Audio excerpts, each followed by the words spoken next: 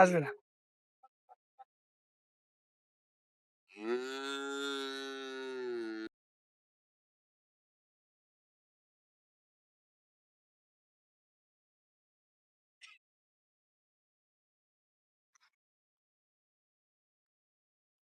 ওইটা দেখতে পারবেন। ওর কাছে গেলে জানি।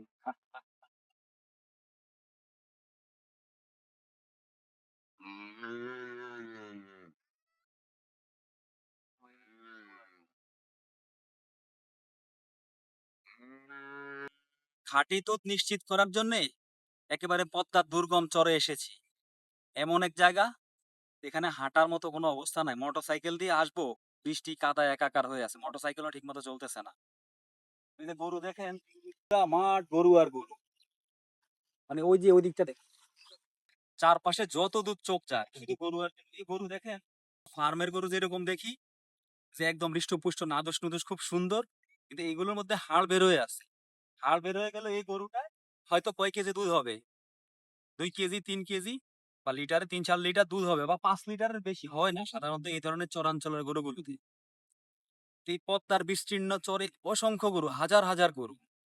মানে সকাল থেকে ঘুরতেছি, এখনো শেষ করতে পারতেছি না, যে চরের এক পাশ থেকে আরেক পাশে যেতে পারতেছি না। এক চর থেকে আরেক চরে যাচ্ছি ট্রলারে করে, নদী পার হচ্ছি, বিভিন্ন স্থানে ঘুরতেছি। আমরা এই চরে ঘোরার পর মোটামুটি নিশ্চিত হয়েছি যে এখানে আমরা আসলে দুধটা পাবো।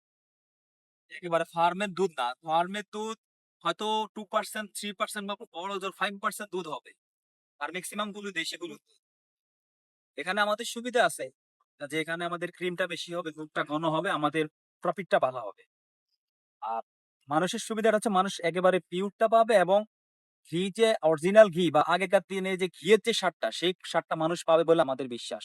ওরা বললো যে শুধুমাত্র সকালবেলা নাকি ওরা দুধ সংগ্রহ করে গরু থেকে, মানে দুধ দোয়ানো যেটা বলে সেটা বিকেল বেলা মূলত গরু খায়, বা কিছু কিছু মানুষ বিকেলে দুধ সংগ্রহ করে। তবে বিকেলে দুধ সংগ্রহের প্রতি ওদের নজর নেই, সকালবেলা ওরা দুধ সংগ্রহ করে, যা পায় সেই দুধটা সরবরাহ করে।